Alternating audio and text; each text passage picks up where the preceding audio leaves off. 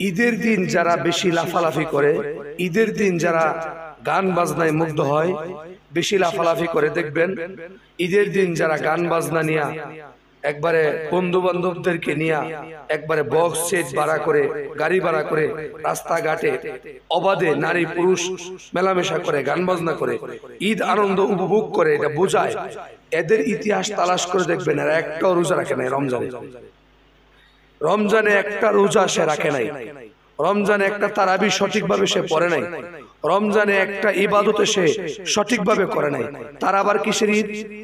যে কিনা রমজানের রোজা রাখে নাই তার জন্য তাহলে ঈদ দেন নাই।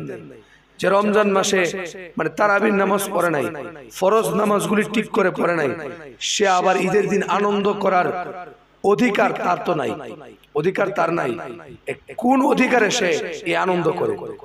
সুদখোরের জন্য আল্লাহ ঈদ দেন নাই, ঘুষখোরের জন্য আল্লাহ ঈদ দেন নাই, জেনাখোরের জন্য আল্লাহ ঈদ দেন নাই, মদখোরের জন্য আল্লাহ ঈদ দেন নাই। ঈদ দিয়েছেন মূলত যারা পুরো এক মাস আল্লাহর জন্য কাটাইছেন, রোজা অবস্থায় নামাজ অবস্থায়, তাদের জন্য আনন্দ করার জন্য আল্লাহ ঈদ দিয়েছেন। ঈদ মূলত কি? ঈদ মূলত এটাই যে এক মাস ইবাদত করে, এক মাস আল্লাহর ইবাদত বন্দেগী করে নিজের গুনাহ মাফ করাইলাম, আনন্দের মাধ্যমে বুঝাইতে হবে এটা আমার ঈদ। আসলে ঈদ মূলত এই না যে বেহায়াপনার মধ্যে শামিল হয়ে যাওয়া, গান বাজনায় নাচানাচি করা, এ একবারে অশ্লীলতার মধ্যে ছড়ায়া পড়া।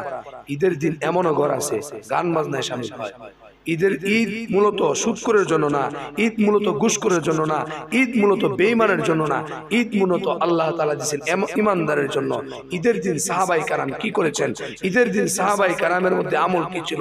ঈদের দিন রাসূলের মধ্যে কি আমল ছিল? ঈদের দিন আমাদের আকাবিরদের মধ্যে কি আমল ছিল? এটা আমাদের পর্যালোচনা করা দরকার, আমাদের জানা দরকার, বোঝা দরকার। ঈদের দিন রাসূল কি করে গেছেন, সাহাবায়ে কেরাম কি করে গেছেন, আমরা সেটা করি না।